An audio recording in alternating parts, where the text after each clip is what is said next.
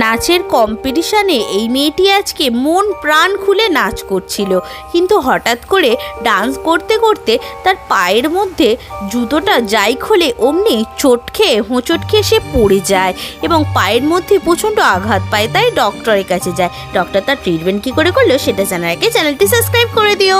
Doctor পা থেকে জুতোটা খুলে তার পায়ের মধ্যে একটি ইঞ্জেকশন লাগিয়ে দেয় এবং একটি স্প্রে করে নোংরাটা তুলো দিয়ে পরিষ্কার করে বড় সাইজের ফোঁড়াটাকে এইভাবে কেটে তার ভেতরের পুঁজ রক্তটাকে বার করে দেয় এবং ছোট ছোট টাইপের ফোঁড়াগুলিকেও এইভাবে টিপে টিপে পুঁজটাকে বার করে দিয়ে তার নোংরা ভাঙাচোরা নখটার সাইডগুলোকে কেটে দিয়ে একটি ঘষা যন্ত্র দিয়ে তার পায়ের নখগুলিকে ঘষে দেয় এবং সেই বড় বুড়ো আঙুলের নখটাকে এইভাবে কেটে তার ভেতরের কিছু ভাঙাচোরা অংশগুলিকে কেটে পুরোটাই বার করে নেয়।